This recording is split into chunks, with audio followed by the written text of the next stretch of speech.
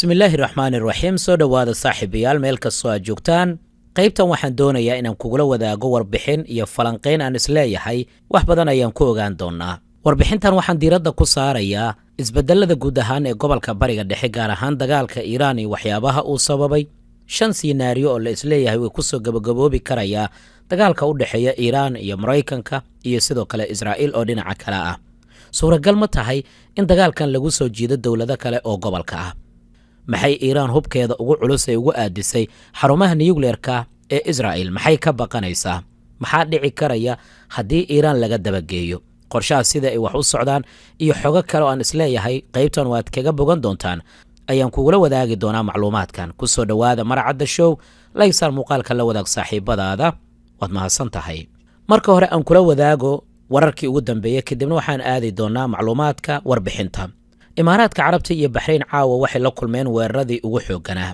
weeraradaasi waxaa inta badan lagu bartilmaamaysaday xarumaha muhiimka ah si gaar ahaaneed baxrayn waxaa la bartilmaamaysaday mid ka mid ah xarumihii shidaalka dowladda iiraan gaar ahaan wakaaladda wararka ee Faris News Agency waxay baahisay in tanii markii dagaalka uu bilowday iiraan inay adeegsatay in ka badan 500 oo gantaal iyo dhowr nooc oo gantaalada cruise-ka ah kuwa plastic iyo cruise ayay isugu jiraan warbixinta sida lagu sheegay sidoo kale iiraan waxay shaacay ka qaaday in mawjado weerar ay caawa ay ka fulisay gudaha Israa'iil taliska dhexe ee Mareykankan wuxuu shaacu ka qaaday in diyaaradda dagaal ee B-52 loo yaqaan maanta loo adeegsaday duqeymo laga fuliyay gudaha dalka Iiraan sidaan idinla wadaagayna warbixinadeennii horena aan idinkugu sheegay marxaladda xigta ama wejiga labaad ee qorshaha Trump iyo sidoo kale Netanyahu waa in la burburiyo ama la bartilmaameedsado xarumaha ugu waaweyn ee keedka hubka ee dowladda Iiraan xarumaha dhulka hoostiisa iyo sidoo kale maraakiibta dagaal ee dowladda Iiraan si ugu yaraan Iiraan loo curyaamiyo marxaladda labaad ama qorshaha labaad ee madaxweyne Trump ayayna taasi qayb ka tahay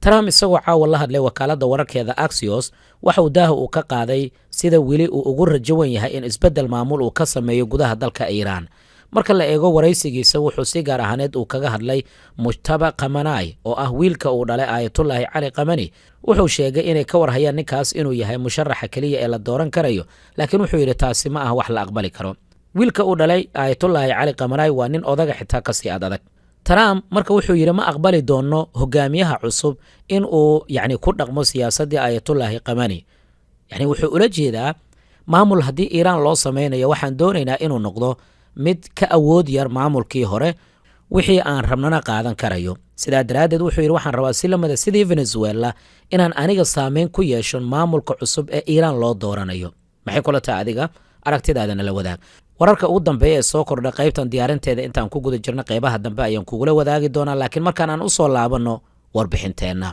haddii maanta aad u fiirsato qariidada bariga dhexe waxaad arkaysaa gobolka dhan oo u muuqda sidii meel dab qabsaday gantaale ayaa hawada maraya nidaam difaaciyeed ayaa ka hortagaya boqolaal kalena way ka baxsanayaan nidaam difaaciyeedyada waxayna ku dhacayaan bartilmaameedyada loogu talagalay iyo goobo kale jajabka diyaaradaha droniska iyo gantaalada ayaad ku arkaysaa meelo dhowr ah saldhigyo military ayaa la duqeeyay Mareykanka waxaa laga burburiyay ilaa 7 saldhig oo ku yaala gobolka hadiiba aanay ka badnayn dowlado waaweyn ayaa u muuqanaya si toos ah inay ugu lug yeelan karayaan dagaalka u dhexeeya Iiraan Mareykanka iyo Israa'iil oo dhinaca waxa uu galay marxalad cusub oo aad u khatar badan qaar ka mid ah warbixinada dhanka sirdoonka waxay tilmaamayaan suuragalnimada dagaalkan inuu socon karayo 100 maalin oo hadda dhiman mararka qaarkiina warbaahinta iyo sirdoonka Mareykanka waxay leeyihiin waa suuragal ilaa bisha Sebtembar ee sanadkan inuu gaaro haddii xal kale uusan imaanin oo aan la wada hadlin wasaaradda gaashaandhigga ee dowladda Mareykanka durba waxay bilowday inay kordhiso taageerada dhanka sirdoonka iyo ciidanka dhanka hawada iyagoo dhinaca kalena xisaabta ku darsanaya khasaaraha ciidamada Mareykanka soo gaaray tani dagaalka markii uu bilowday laakiin su'aasha ugu weyn waxay tahay sidee ayuu dagaalkan ku dhamaan karayaa suuragalna ma tahay inuu meelo kale ku baaho haddii xal degdeg ah uusan imaanin miyuu noqon doonaa dagaalka mid degdeg ku dhamaada mise wuxuu noqon doonaa dagaal bedela mustaqbalka bariga dhexe qobarrada istiraatiijiyadda waxay tilmaamayaan suuragalnimada ilaa iyo 5 aragti ama 5 siinaariyo waa siinaariyada koowaade waa sida Israa'iil iyo Mareykanka ay doonayaan waa nidaamka Iiraan oo gabi ahaan la bedelo ujeedada ugu weyn ee Israa'iil ee muddada dheer ay doonayso waxay ahayd in nidaamka xukuumadda Tehran gabi ahaanba daaqada laga saaro Israa'iil waxay aaminsan tahay in Iiraan aysan ahayn kaliya awood dowladeed oo caadi ah balse ay tahay halis weyn oo mustaqbalka gobolka ah waxayna aragtidaas ay la wadaagtay Maraykanka iyo dowlado kale. sababaha ugu waaweyn Israa'iil ay ka walaacsan tahayna waa gantaalada balaastiga ee dowladda Iiraan, barnaamijka nuclearka iyo taageerada kooxaha dowladda Iiraan ee dhanka gobolka. saddexdaasina waxay ahaayeen sababta Israa'iil ee dagaalka u bilowday. laakiin gebi ahaanba Iiraan aragti taa ka duwan ayay qabtaa, waxayna ka soo horjeedaan gebi ahaanba aragtidaasi ah in nidaamka iyo talada dalkaasi dadka gacanta ku hayay gebi ahaan daaqadda laga tuuro oo la rido. waxay taasi ay kaga jawaabeen fariin hanjabaad ah oo aad u adag. haddii la isku dayo in la riday nidaamka dowladda Iiraan, waxay dowladdu ay sheegtay in ay gebi ahaan adeegsan doonto awooddeeda kama dambaysta ah haddii ay dareemaan khatar weyn oo kaga imaan karta hawada, dhulka iyo sidoo kale badda.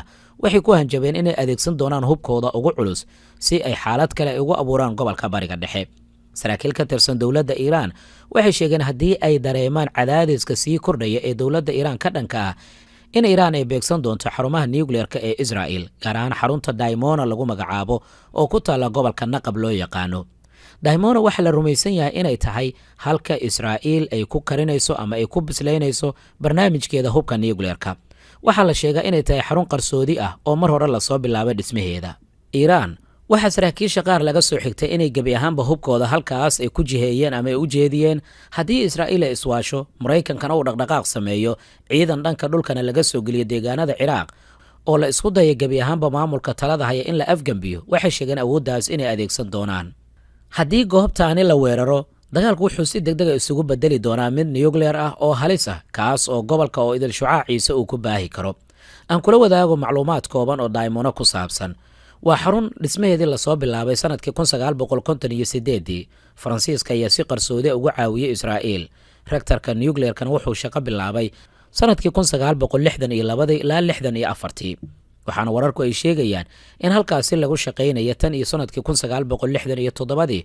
waxayna khubarada dhanka amniga ay aaminsan yihiin xilligaas inay Israa'iil ay samaysay hubkeeda nuclearka ama xitaa ka hor. aragtida labaad, isbeddel yar oo dhanka nidaamka ah. aragtidan xogaa way ka yara duwan tahay aragtidii koowaad. sinaariyadanna waxay tilmaamaysaa suuragalnimada in Israa'iil iyo Maraykanka ugu yaraan ay ku qancayaan in isbeddel aan sidaasi usii buurnayn lagu sameeyo maamulka. waana sinaariyada labaad ee dagaalka uu ku soo idlaan karo, laakiin waxaa lagu qasbi doonaa isbeddel siyaasadeed oo weyn. qaar ka mid a falanqeeyaasha Maraykanka waxay ku tilmaameen in arrin la mid a sidii Venezuela oo kale madaxweyne Trump uu doonayo. dowladdu waa inay sii jirtaa, laakiin dhaqaalaha ayaa la xanibayaa, militariga waa la xadidayaa. heshiisyo cusubna waxaa lala geli doonaa dowladda Iiraan, heshiisyadaas oo ku qasbaya inay barnaamijkeeda nuclearka ugu yaraan ay ka tanaasusho.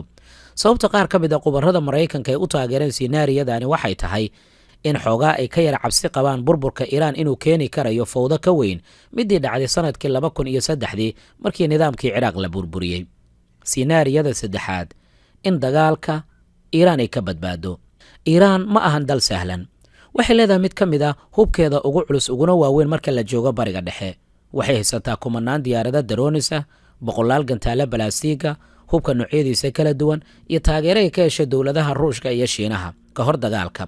warbixinadu waxay caddaynayaan suuragalnimada Iiraan in ay ku guulaysan karayso dagaalka marka la eego sinaariyada saddexaad oo ay qabaan qaar ka mid a falanqeeyaasha gobolka Bariga Dhexe. Iiraan waxay adeegsatay ama ay tuurtay tan iyo dagaalka markii uu bilowday in ka badan 500 oo gantaal, ku dhowaad 2,000 oo diyaarado oo daroonisana way isticmaashay iyadoo qalqalgelisay gobolka. xitaa sargaal hore oo Raashiyana waxa uu sheegay weli Iiraan inaysan isticmaalin hubkeeda ugu xooggan, isla markaana weli kayd ay haysato.